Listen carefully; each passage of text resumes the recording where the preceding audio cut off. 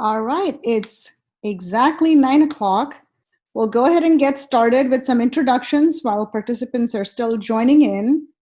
And then we can listen to the information-packed presentation from our speaker today, Ms. Donna Dominguez, partner at Arson LLC. Our moderator today is Ms. Pallavi Sabu, Chief Executive Officer of Harmonia Holdings Group, and we'll have our speaker and moderator introduce themselves so I don't do injustice to their backgrounds and all their experiences. But before we do that, I want to welcome all our participants, our speaker, and our moderator on behalf of the Asian American Chamber of Commerce.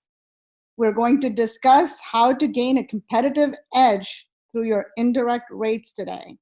I'm your host, Reena Bhatia. I'm the CEO of ProposalHelper. I hold these webinars every month, and if there are topics that you are particularly interested in, please email me. We'll be happy to see if we can put a panel together for you. And that's what the Asian American Chamber of Commerce is here for.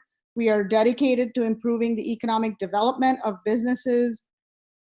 While we're focused on Virginia, DC, and Maryland, we have helped businesses all over the United States. As a member of the board, Pallavi is also a member of the board, so we are here to help you and help the business community in the DC metro area and across the United States. We encourage you to become members of the Asian American Chamber of Commerce. It's very reasonable to join. You can also host our webinars. Reach out to me if you want more information, but we encourage everyone to join the Asian American Chamber of Commerce. The most common question I get before we dive into the real information is, can I get a copy of the webinar slides? Can I get a copy of the recording? Just to let you all know that we send out the recording and slides to our members first, and then we open it up to the public about a week after the webinar. So you will still have access to it. It'll just be later. If you want to get your hands on this information, again, join the chamber. Before I turn it over to our speaker and our host, our moderator, let me just put out a disclaimer on behalf of the Asian American Chamber of Commerce. This webinar is for informational purposes only. None of this content is or should be deemed as legal opinions or legal advice. So again, ask questions. This is a great way for you to learn how your indirect rates can be used as to gain competitive edge. A lot of companies lose contracts over pricing. And how do you price yourself competitively? This would be a great time to ask your questions. Before we get started, I'm going to turn it over to our moderator today, Ms. Pallavi Sabu, to introduce herself. So Pallavi, over to you. Thank you, Reena. It's a pleasure to moderate this event. I serve on several boards, IDC, NVTC, the Asian American Chamber of Commerce, of course, and the Army Science Board. But this topic is one of the most pertinent webinars, in my opinion, that I have had the pleasure to host or even attend in a long, long, long time.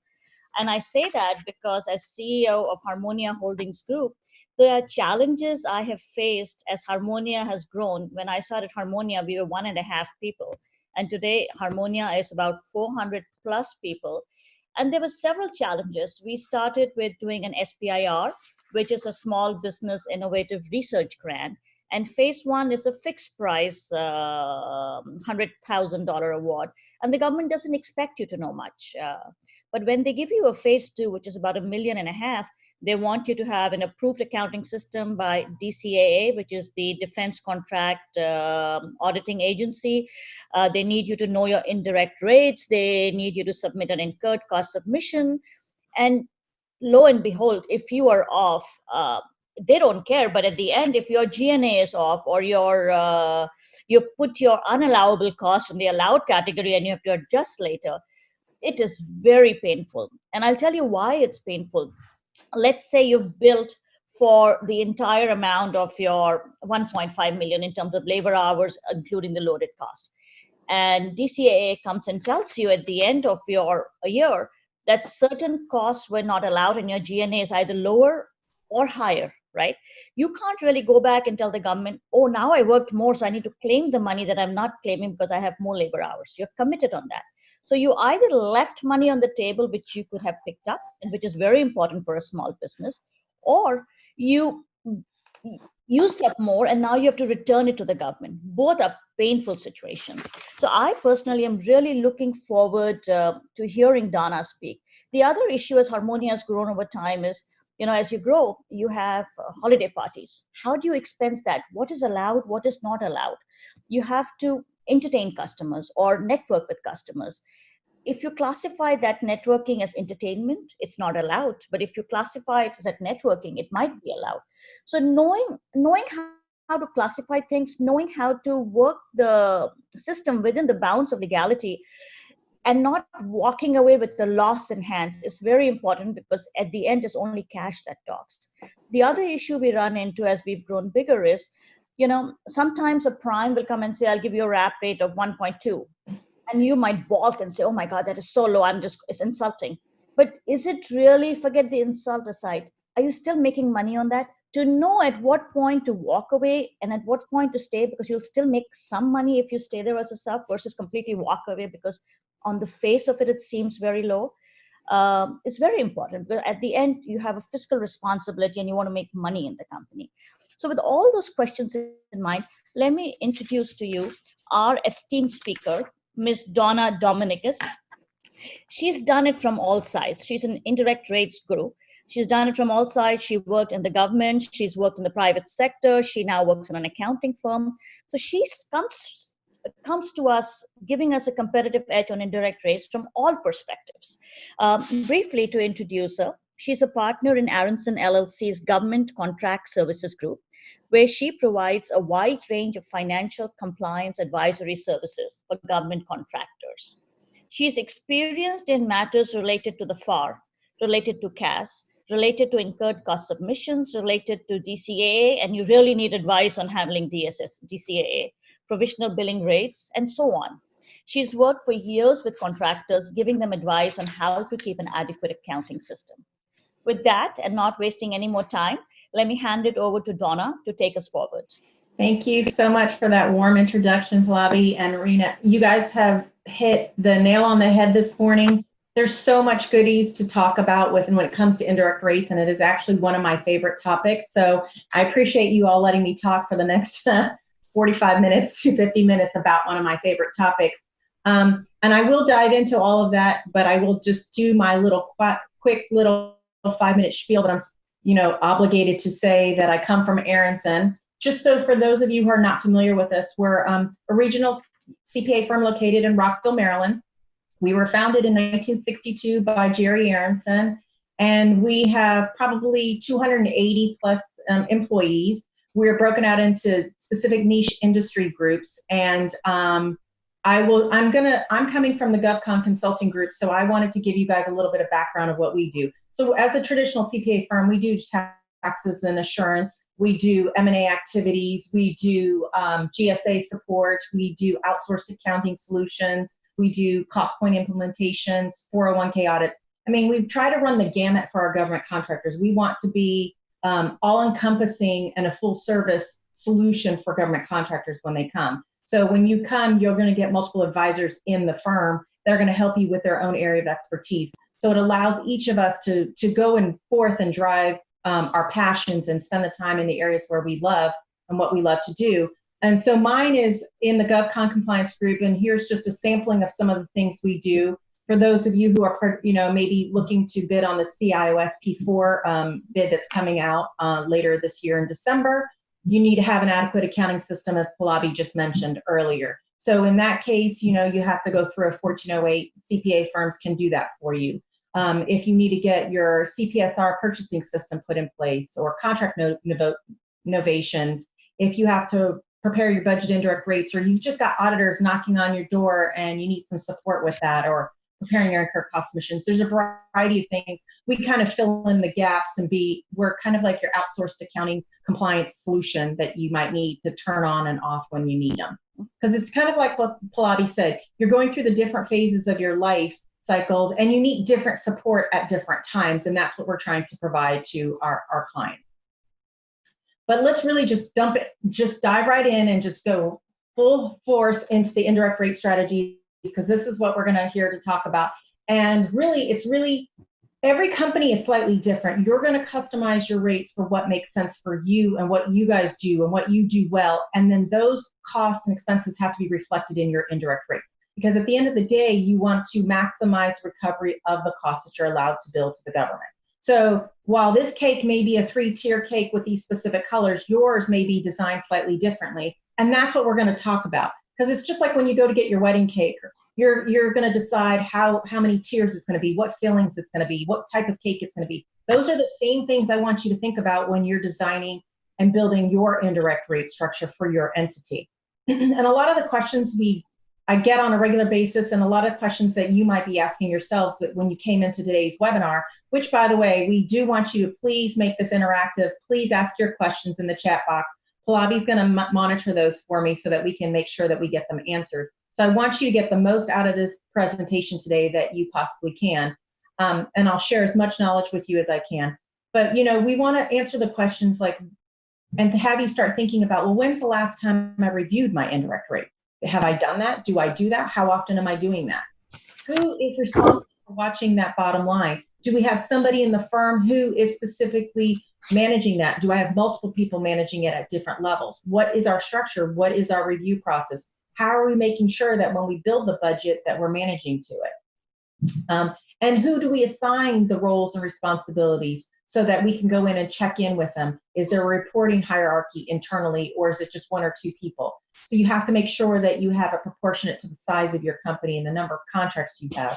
So you want to make sure that you're taking that in consideration as well. Then you need to think about things as terms of, do I have a total cost input G&A base, or do I have a value added G&A base? Well, what does that mean? Do I know what that means? And we're going to get into that as well. I heard people say that they offer discounts to the government. Well, how do I do that? What does that look like? And what does that do to my bottom lines? And how do I do that when I bill for my invoices if I gave a discount? It's asking all those questions and figuring out the answers to them. And they're all going to be different based on the contracts that you're bidding on and how you bid on them. And we want to go through and talk about those and how you can alter your rates or discount your rates or impact your rates when needed in order to be competitive, because even though it's not LPTA environment anymore, but price does matter. You don't want to be out of the ballpark. You need to be reasonable in order to win, because that's the goal, right? To win more work, to grow our businesses. So part of this is what I want to do is just some main objectives I want us to make sure that we're addressing is I want everyone to make sure that they're walking away, going back and saying, do I understand my market space, my customers, and what is my competitive range? Am I aligning my goals with the future of the company with what we're doing for our indirect rates? Do they match? Do our rack rates, are they competitive with our customers? Is the structure how they like to see it? Are we doing things in a manner that's going to help us to continue to grow and win more work? And then when is the right time to offer the discount pricing? Do I need to? Do I have to? And what does that look like if I do that? So those are things we're going to try and address today. And one of the things is I really want to stress is that you need to make sure that you're evaluating your indirect rates on a regular basis. I will tell you, a lot of folks, especially if they're in the firm fixed price or T&M space, they don't even calculate their rates, their budget indirect rates, and they're not monitoring them, and they're not evaluating them on a regular basis. My thing is if you don't know where you're going, how do you measure your success? And if you're planning to go somewhere, if the company has specific strategic goals in line, how do you plan to get there? What are the tools and the people that you're going to need to get there? And did I build that into my indirect rate so that I am profitable so I can grow? Because the only way a company is going to be successful is you're going to need to win contracts, and you're going to need to reinvest some of that money back into your business in order to continue to expand and grow. So your infrastructure is going to have to grow to support the base. And obviously the goal is to expand the base as large as we can, because that helps to keep the rates down. So the bigger the base is, the lower the rates are, the more competitive you're going to be. And that's Donna, why, so how often, sorry to interrupt, but it's right pertinent here. How often should one calculate indirect rates? Being a victim of this myself, many times over, as we were trying to figure our way out of, what's the best way to price and what's my wrap rate and what is my GNA actually.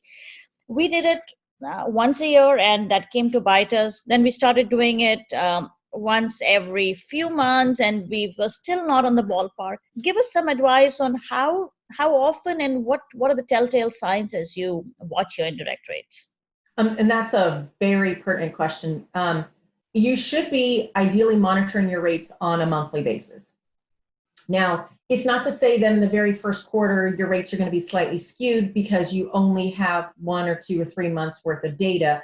But the idea is you have a budget that you had planned to, so you need to take the actuals and making sure you're implementing that and comparing that against your budget to see if you're on target with it. Because what happens is at a certain point in your life cycle, let's say you're about 6 months or 7 months into your year, you have a sufficient amount of data to kind of see where you've been and where you're going, right? Mm-hmm. And so, for example, if one of the things was that you had planned to open up an extra office and have a new facility someplace by March, well, if that didn't happen and you accounted for 3 months of, rental costs, lease costs in your budget, and you never opened the space and something has happened and you're now not going to do it at all, how does that now impact your rates? You need to go back and see, is there something else I can do to expend more cost in that pool to help me get my rates back to where I had budgeted? Or do I need to sit there and do something else to a discount and figure out how to reduce my rates because I'm never going to hit that because it's not going to happen now. What I had planned for didn't necessarily happen.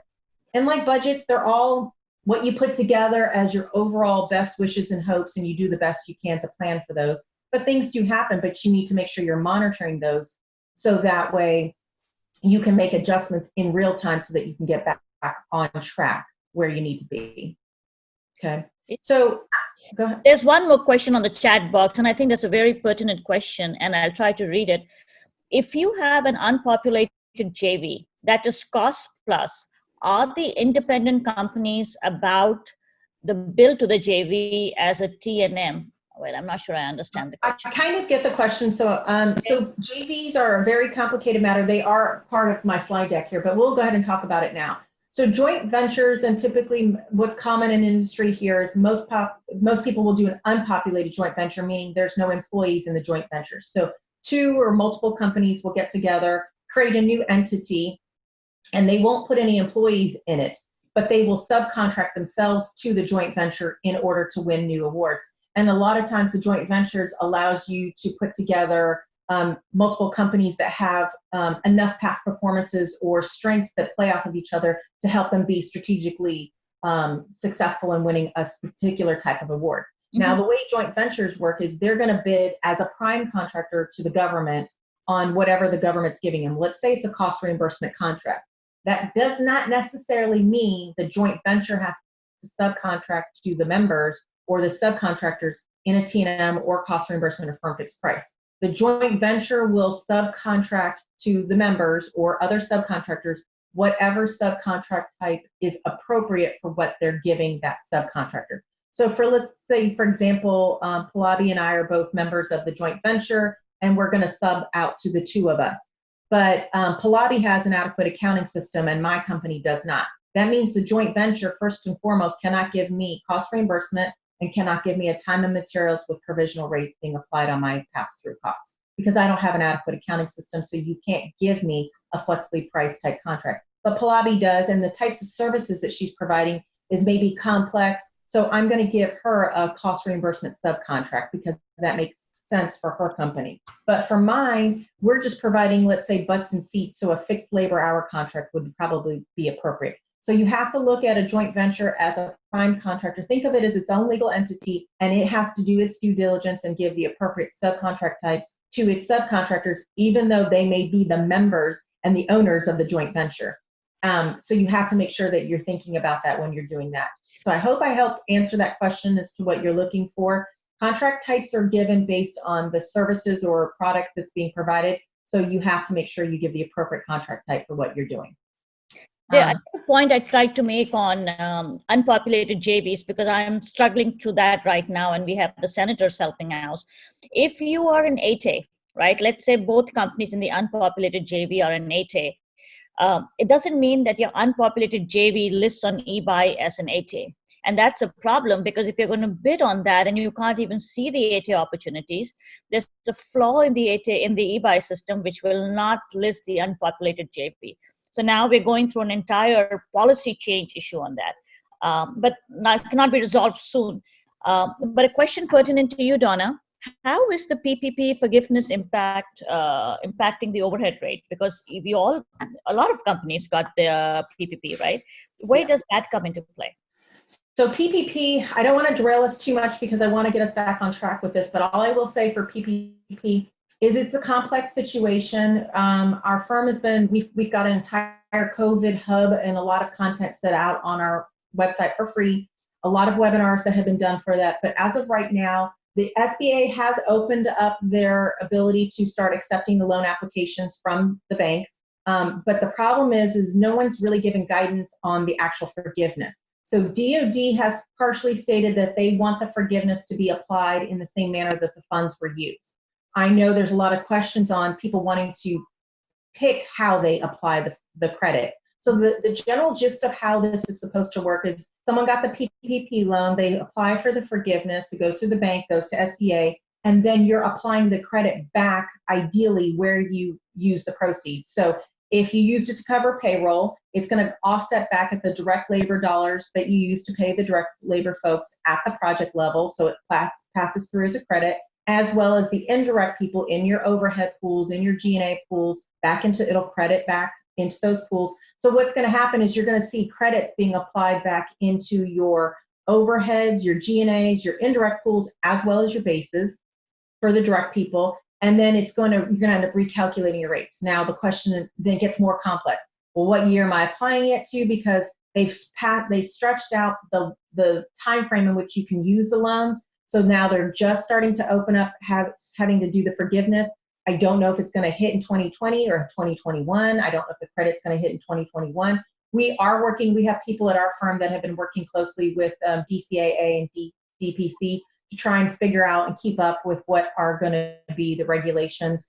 To be honest with you, we're all I don't know yet right now. They're not giving the guidance. They haven't worked it all out. I know it's shocking the government put something out quickly and then doesn't know what to do with it afterwards. And we're all left in here trying to figure out, how do we account for these costs? How do we do the right thing? There's just not enough information yet. And I think you are asking the right questions. There's a lot of contractors asking these questions. I just don't have the answers right now because they haven't provided the guidance yet. So we're all just making assumptions and guesses at this point, but we're not certain what the actual regulations are going to end up being. They just haven't issued them. So, all right. So I'm going to go back and jump into the indirect rates themselves, but thank you for that question. That is a good question. We want you to make sure that when you're thinking about being competitive with your indirect rates, one of the first things I like to do is actually just start off looking at what is it that my clients have. Let me look at your existing structure. Let me look at your existing rates and what costs you're putting in the pools. Because sometimes it's just as simple as cleaning up what costs are in your pools. And I say this because if you're a firm fixed price or a T&M type or fixed labor hour type contractor, guess what? It kind of doesn't always matter where you put your costs in terms of which pool, because it's all based on your total rack rate. It's not based on the individual rates themselves. In cost reimbursement world, they do look at your rates individually because they can put ceilings on and limitations on your indirect rates. So I get that when you're firm fixed price or fixed labor hour, it doesn't matter as much because you're not going to change the overall price proposal because it's just your rack rate. But you would be surprised sometimes how you could tweak your structure and your rates that could still make you be competitive if you have a little bit slightly more complex rate structure. So I do want people to think about what costs they're putting in the pools. For example, payroll admin fees. So if you're using a third-party payroll company to do your payroll, you pay fees and it's called payroll expense. Well, a lot of times people will put that in their G&A pool. I personally prefer it to be in the fringe pool because guess what? It's related to the payroll that I pay all my employees, and my fringe pool is over all my total labor dollars. It's total causal beneficial relationship. So I put it in the fringe pool. And for cost reimbursement contractors, my goal is always to try and lower my G&A rate. So that's something that's going to help me push that into the fringe pool, and they are usually not likely to put a ceiling on fringe rates, because that's the benefits that you're paying to your employees sitting at their offices, and they love your employees. They want you to make them happy, and they want them to stay. So the fringe rate typically is not necessarily capped. The other thing is you also want to look at your service centers. So if you have service centers, are those intermediate pools in which you can group homogeneous like costs together in order to help sort them into the final cost objectives. And this is really an accountant's dream, right? Because we don't have to book the same rent expense into 4 different buckets. We just get to book it into one bucket, and then it gets allocated once a month to where it's supposed to go proportionately. So the great thing is like if you have a facilities and IT service center where you put all your rent expense, your depreciation, all your office supplies, all that cost goes into your service center, and then once a month you allocate it to your G&A and your overhead. Now I'm not taking all of those accounts and duplicating them in both my G&A and my overhead. I'm just booking them one time into a service center, and then that service center is going to push it into the 2 buckets where it needs to go to its final cost objectives. So service centers are great. And then when you're looking at your service centers, if you've already gotten them, you also can reevaluate your allocation method. So facilities, a lot of people, I would say 20 years ago, 10 years ago, square footage was the most popular way to allocate a facility service center. My personal preference is labor hours for small to mid-tier contractors. And here's my reason why. How many of you are in smaller companies and you wear multiple hats, right? You have to be the contracts person, you have to be the CEO, you have to be the program manager, you have to wear multiple hats, but you sit in the same office space. You're not moving anywhere. You're just sitting in the same space, but you're performing multiple roles and responsibilities. And as government contractors, we all have that stringent timekeeping policy that we have to do. So you're already keeping track of your time in a timekeeping system. Well, guess what? It's super easy to run a timekeeping report that shows me how Pallavi spent her time between G&A, overhead functions, and direct functions. And then I can just take her hours and drop it in the base of my service center and make sure her time and space that she spent on those areas, her space is being allocated to those proportionate to how she spent her time that month. That's the beauty of using service centers and looking at different bases. But it has to always make sense for the service center that you're allocating, whatever it is. So like if you're maybe having an IT separate from a facilities, is it based on, so another one, people like to use headcount. If you ever thought of using a headcount, I personally like labor hours, again, better than headcount because it's more accurate. You have people who start in the middle of the month, people who leave. So you have maybe part-time people. Again, if I do it on hours, it's equivalent across the board, and I don't have to worry about whether someone's getting paid the same, whether they're full-time, part-time, whether they start in the middle of the month, whether they start at the end of the month. Their hours are going to be reflective of how much time they spent, and then I can allocate those costs on that. But then I will tell you there's other things where it doesn't make sense to use that, and you'll have to use a different allocation method. Whereas if I do truly have a space or a warehouse where people are sitting, and that space is defined by this is the direct piece of personnel space, this is my overhead space, then it doesn't matter and you need to use the square footage, then use that. That makes sense. And it's just thinking about these things that make sense for the service centers, but it also helps push the cost into the buckets that you want them to go to. And a lot of times is also when you're thinking about your overhead. So a lot of times when you're starting out in industry, you start out with either no overhead and then you grow into one overhead. And then it becomes, well, how do I know when I'm supposed to split into multiple overheads? And the question I get all the time is the on-site, off-site question for the overheads. And for today's discussion, I'll just say home site and client site. So that way we don't get them confused, because I find that different companies use the on-site, off-site interchangeably. So when does it make sense for you to go and start to grow from a single overhead to have a home site and a client site? Well, if you're a company and you have all of your employees predominantly sitting at the customer site, and you have just your indirect people sitting at your home offices or your headquarters, it doesn't make sense for you to do the on-site, off-site, because what will happen is you won't have a base to allocate all of your facilities costs, because your indirect people are supporting your direct people, but they're only going to get there via an overhead. So you're not going to really want to do that unless you had a sufficient amount of people. Half of your employees are sitting at your facilities and half of your employees are sitting at the government site. Then it makes sense to do the on-site, off-site. It doesn't make sense the other way around. But you are open to having multiple overheads let's say by different lines of businesses or by locations. If you are somebody that has multiple offices in, let's say, Arizona, California, and then Maryland and Florida, well, your rent expenses and the people that you house there, maybe some are on your facility, some are not. Maybe you need to create different overheads based on locations because the costs and expenditures related to those contracts are different. So you want to create those unique overheads to make sure they're going to where they need to go instead of spreading it over everyone. So again, as you're growing, you need to think about what structures make sense for you. But just remember, rule number one, if you're going to create more overheads or more pools, when one goes up, the other one's going to go down. So your goal is always to try and push something down, but just realize something else is going to go up on the back end. And then the nice thing is when you put together this structure and you put your budget costs together, you can manage the structure. And that means when you go to bid on awards for the upcoming year, you bid it in that manner and you can measure it and put metrics in place to make sure that you're tracking to see if you're profitable or not. But I did want to make sure I wanted to highlight that as you're growing, remember your rates are going to kind of stall a little. You know, your pools are going to increase when you put your infrastructure, and if your base is not growing fast enough, it's going to kind of make your rates go up. But as you're growing, and your rates are going to go down. So you're going to see your rates kind of curve and go up and down. So that is kind of the natural progression. I did want to take a moment here to kind of talk through some of the rate structures that you will see. So single rate is what I typically see for my manufacturing, my constructions, my engineering type companies that are doing roads or railroads or that kind of stuff. They push everything direct in their structure. That's just their line of work. And they only have a little bit of residual cost. It's their G&A.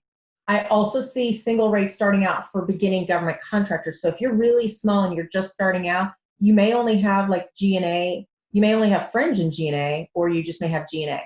Also, if you're in an unpopulated joint venture, you'll have a single rate. You'll have just a G&A rate in that joint venture. Two-tier rates are what we call when you have just an overhead rate and a G&A rate, and fringe is then embedded into G&A and overhead. I will tell you this is not a common structure. I only have it in a very, very small percentage of my client base, and it's unique to certain people who have a specific customer that's accustomed to seeing the rates in this manner. It typically makes your rate higher, not lower. So it's very hard structure to survive in unless you're in a specific space, and this is what the customer's used to seeing. So not my favorite, so I'm not going to talk about it. But if you have this particular type of structure and have specific questions, please let me know. But 3 tiers, what we see is the most common. It's most common in professional services. That means you have a stated fringe, a stated overhead, and a stated G&A. You could still have fringe, multiple overheads, G&A, and a subcontract material handling, but we still call it a 3-tier because you're applying 3 rates on your direct labor. You're going to apply fringe, overhead, and G&A. That's how you burden and come up with the rack rate for your direct labor people. So again, we kind of already talked a little bit about how many overheads should you have. That's a question you have to ask, and you look at this. This is the time of year where everyone should start working on their budgets. If you're not starting to think about it, start working on your budgets. And looking at your costs, once you come up with your budget numbers, play with the what-if scenarios and say, okay, we've had a single overhead rate. Now I really think I need to have multiple overhead rates because I have 2 lines of businesses and they really are different. I have butts and seats, and then I have high-end customization type of services, and they have different skill sets, different supervision, and different cost structures. So I create 2 different overhead rates and create that in your budget so you can see what they are. And then once you build those budgets, that's what you're going to start bidding on all your work going forward. And this makes sense for those of you who are bidding even on CISP4. You need to build your budget indirect rate so that you know what you're going to bid on for that particular proposal. So you need to be working on that now. I did want to take a moment to mention subcontract material handling rate. So that's what SM&H is. Some people call it material handling rate, subcontract material handling rate, whatever you want to call it. That's just what I call it.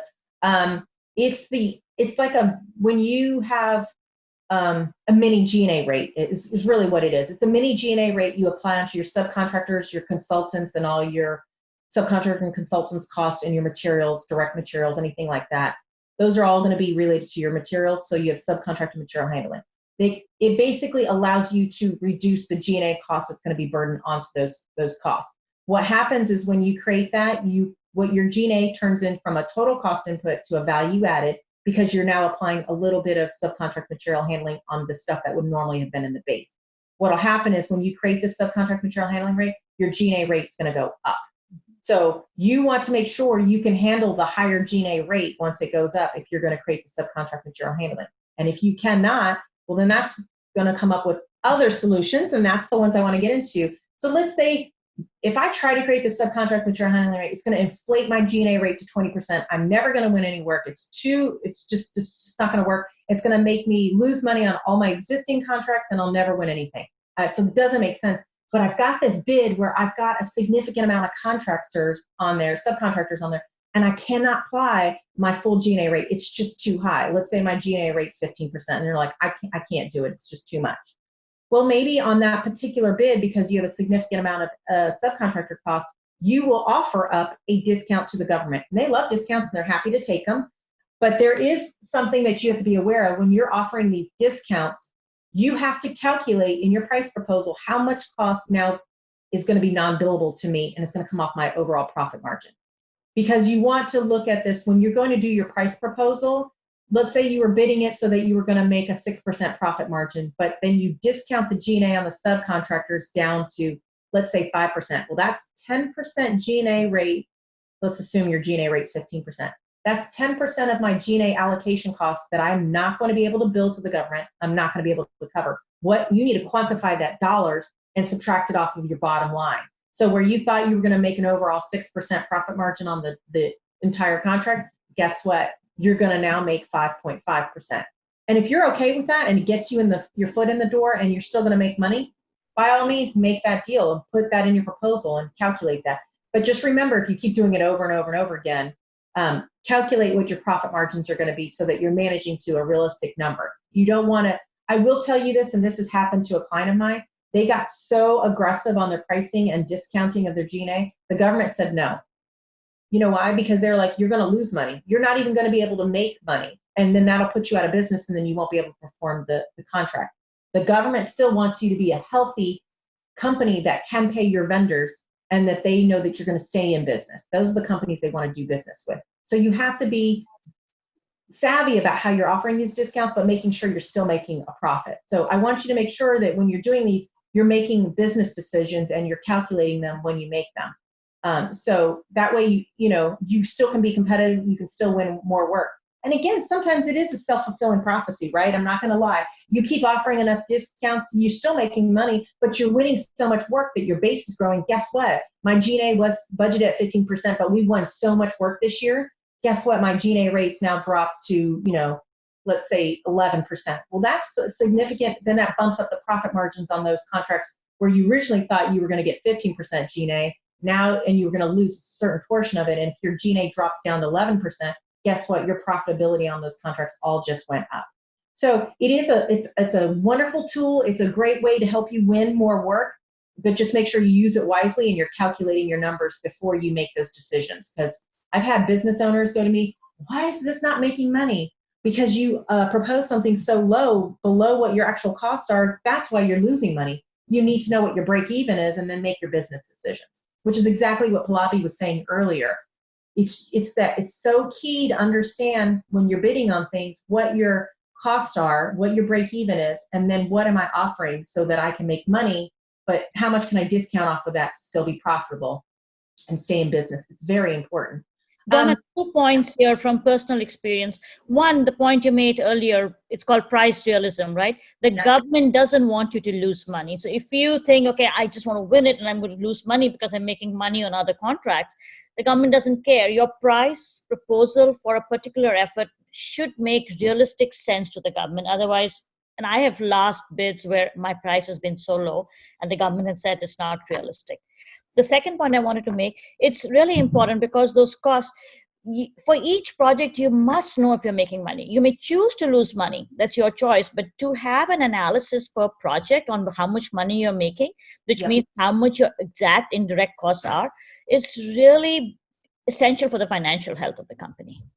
I agree 100%. And that's what makes you a smart, good business owner.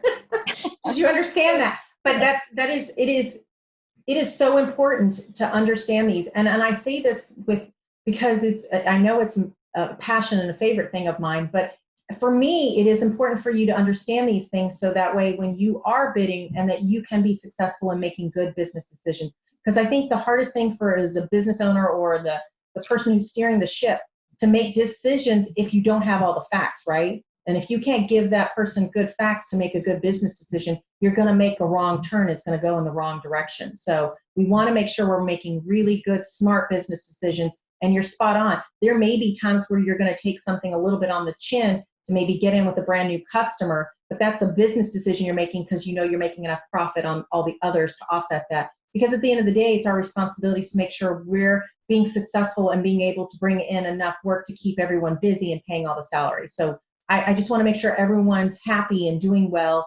and surviving and growing, because that's really what I enjoy. Then I get to work with you longer, and that's what I want. I want your successes to be my successes. I enjoy that. So yes.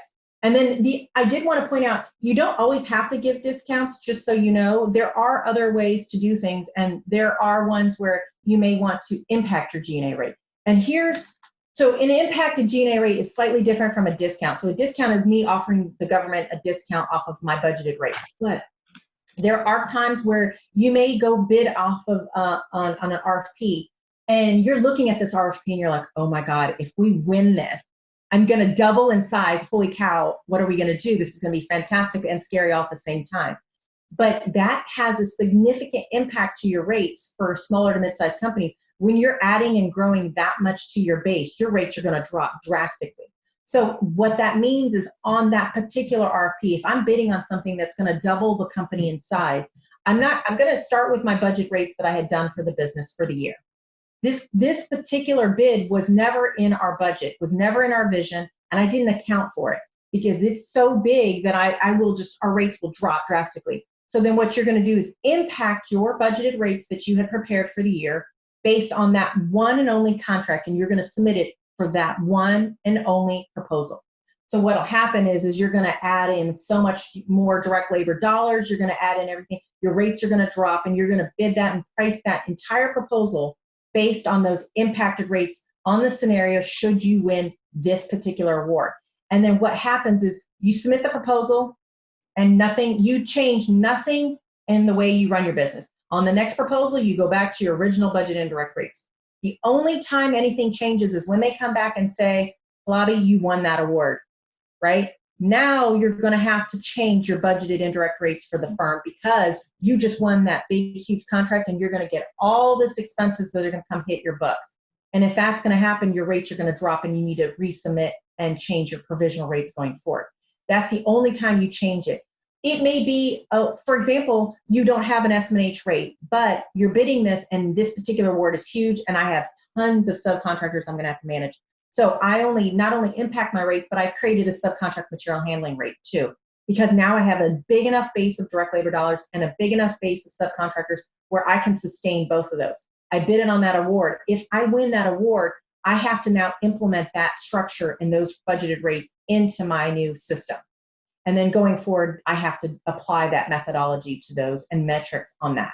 So the impacted rates are something different because it's what you do specifically for one-off proposals. And you don't do anything with them unless you win the award. That's the only time you do something. But it's so significant that it's not part of your regular gross or your regular what you've accounted for your business strategies. It's something that's significantly large that's going to impact you. It could be even a new line of business that you're going to create a whole new overhead rate. Whatever that is, it is only going to be implemented if you win that award. So please keep that in mind. You have different strategies. You have to look at every proposal with that framework in mind. Like, what is this going to be? And typically, most of the time, you're just going to be applying your budget indirect rates. You may apply discounts as if you need to be a little bit more aggressive to help your proposal and your pricing look a little bit more attractive. But what I will tell you is, even on those ones where you're on the ones where you're doing the discounted G&A rate, you can discount on subcontractors' costs only. You can discount on, so that means on my own ODCs for my employees and the travel for my employees, I can still apply the full G&A. I can limit the discount even to just the subcontractors and their costs. So you have a lot of flexibilities. Think about it. When you're giving a discount, you can apply the discount how you want to.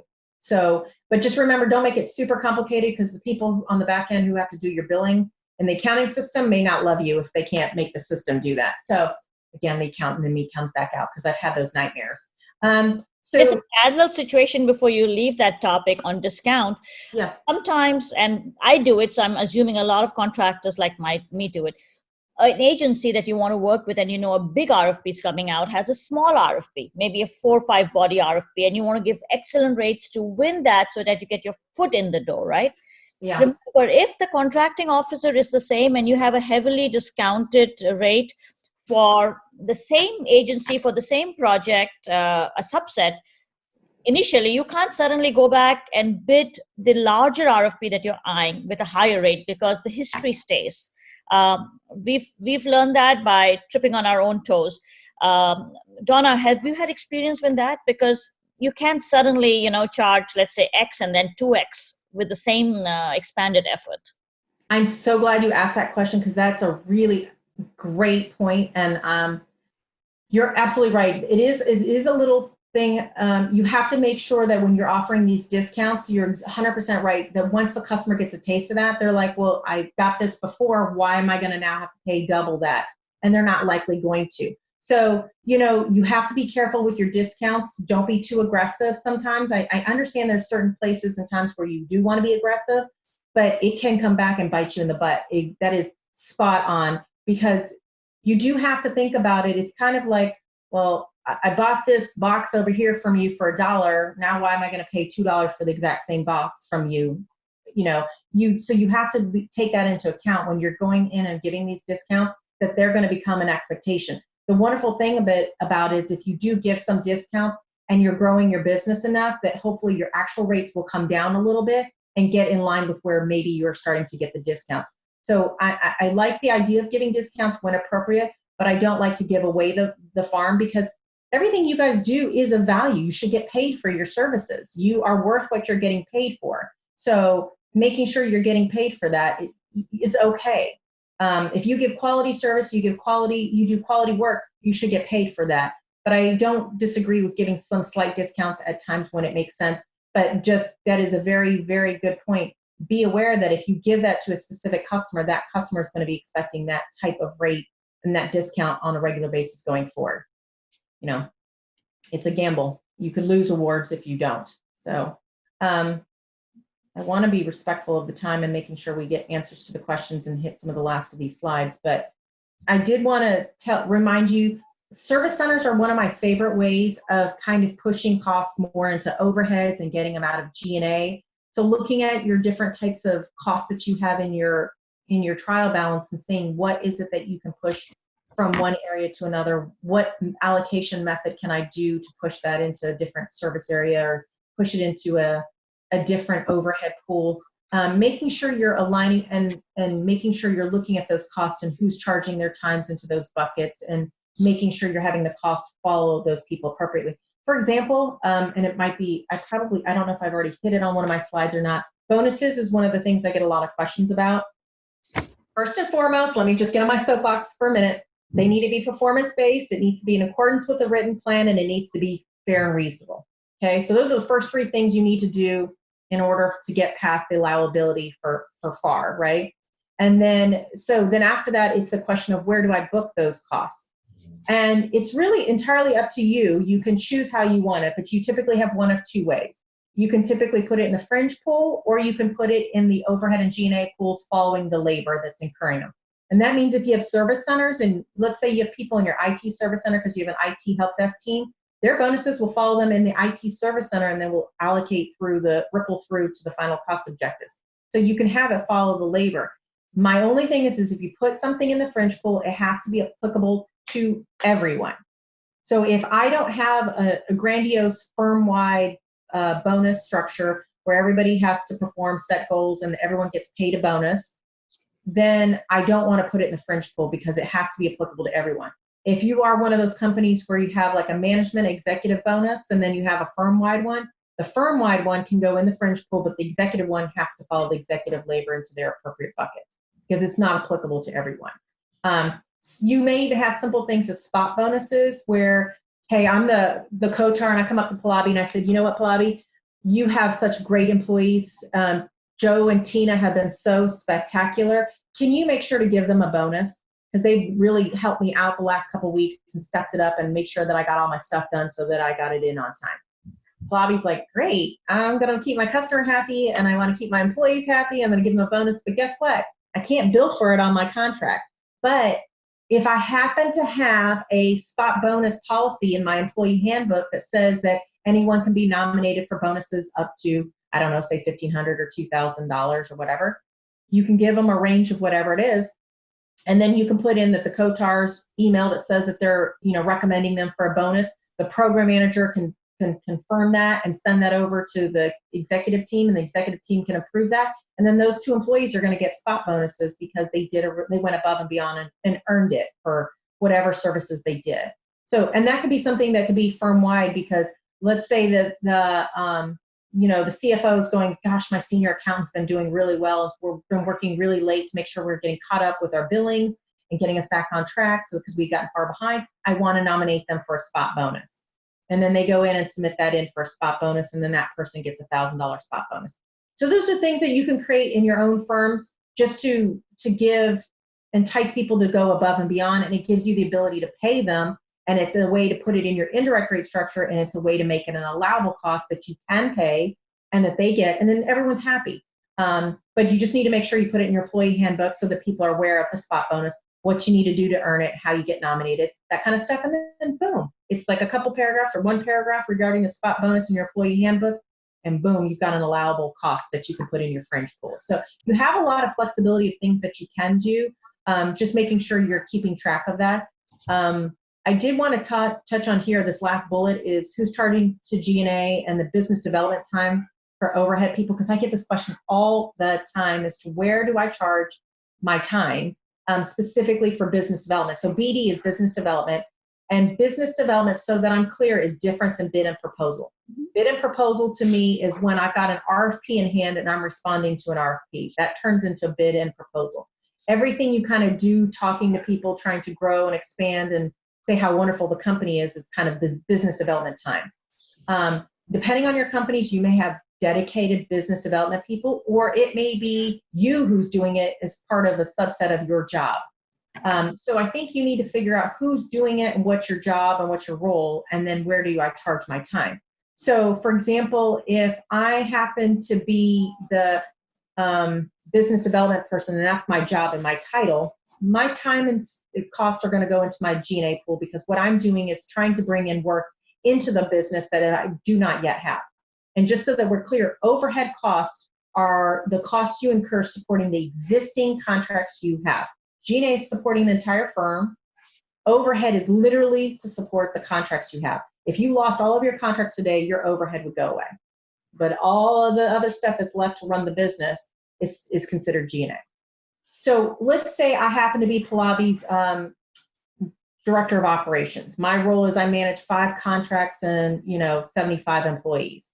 But in part of my job is, you will say, business development, because I'm talking to the COTARs and I'm listening to customers and I'm telling them, hey, we can do these great things. We can also, or I'm going to the COTAR and say, guess what? I've looked at my numbers and we are underrunning our rates and I have more funding. I'd be happy to add 2 more people because I know we're behind and we have enough funding to add 2 more bodies, and I'm trying to expand my work and absorb all of the funding we have. Or, whatever it is. That's kind of, some people will call that business development. Me, I call that doing my job, because my job is not necessarily going out and pounding and trying to bring in RFPs. My job is not going out there and bringing in business, but my job is to make my customer happy. So that little inherent BD is really just part of the subset of my job. I still just charge overhead. If I am a business development person, I charge business development into the G&A. I did see real quick, I did want to derail. I did see a question that says, is the S&H rate considered another indirect rate tier? It's not another tier, but sometimes I've heard people say 4-tier. It's still, to me, part of a 3-tier structure. It is the subcontract material handling rate that is just another rate that's applied to subcontractors and consultants. It's your 1099 people who are not your employees. The tier structure, as I like to call them when I say 3-tier, are the indirect rates I apply on my direct employees, on my employees, and then and then that's how I count the numbers, whether it's 3-tier or whatever, 2-tier. I hope that. I have some questions that have been coming in, but let me start with the very first one. He's been waiting a long time. Sure. This person is a subcontractor who's only worked on fixed price contracts, and he wants to know, how does he go on to becoming a prime and work on different kind of contracts? What preparation in the accounting system does he have to do? Oh, that's a good question. So if you've predominantly been in the subcontracting space, that's a great place to get your feet wet, start learning about putting your budget indirect rates, putting price proposals together. If you want to be a prime contractor, at the end of the day, you need to just ultimately bid on prime work. But before you do that, it depends on the type of work you're going to go after.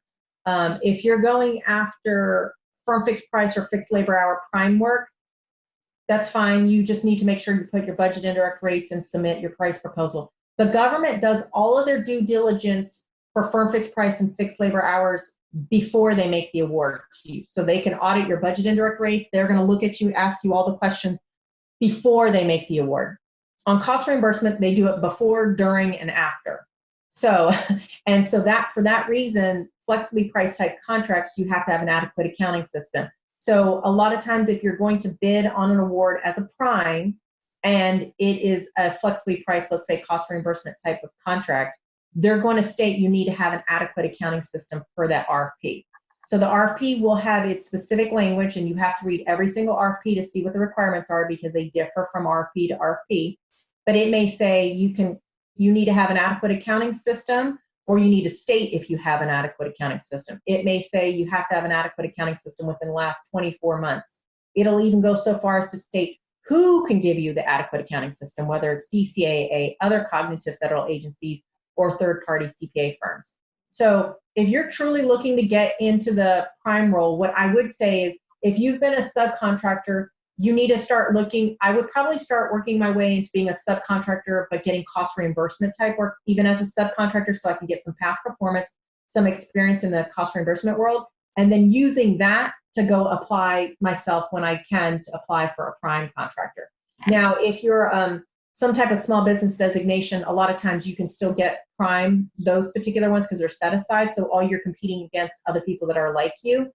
The hardest thing for most people when they're going to bid on things as a prime is the past performances. So that's what I would say, strategically start doing your work as a subcontractor in the things that you're seeing that you need to have past performances on so you can get good CPARs, and then start applying for yourself as a prime.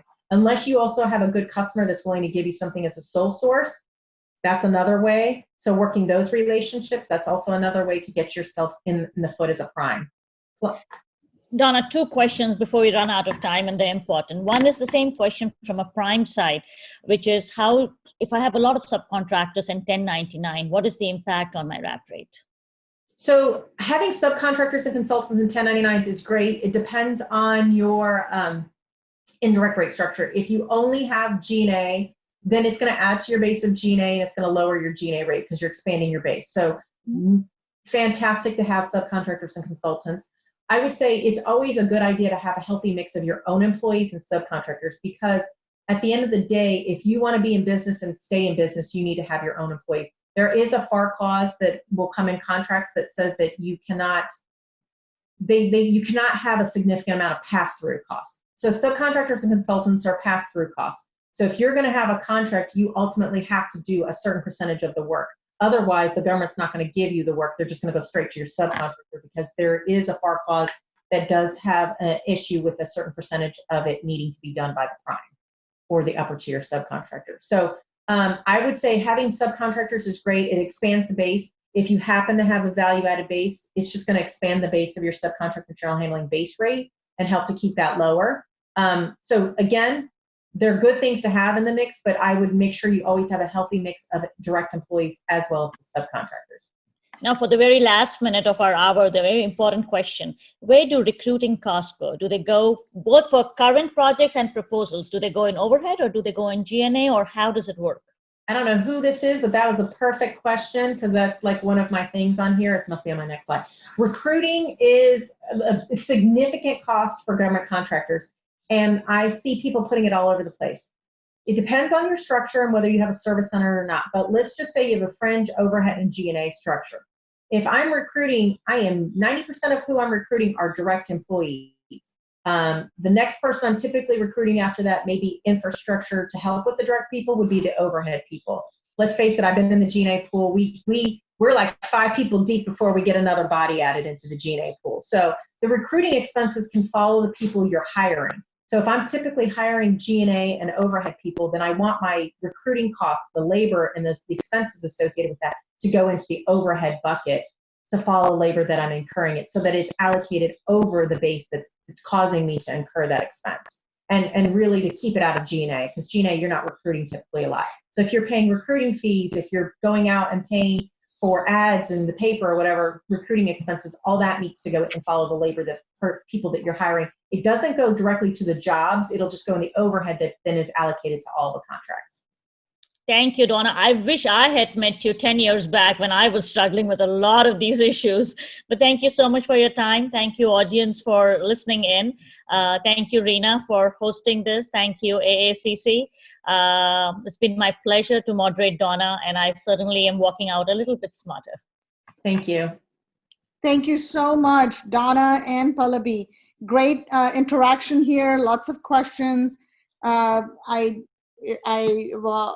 was going to say, Donna, you don't have your contact information in the last slide, but I'm sure people know how to get a hold of Arson LLC. And so please reach out to Donna if you have more questions. You need an expert to work with.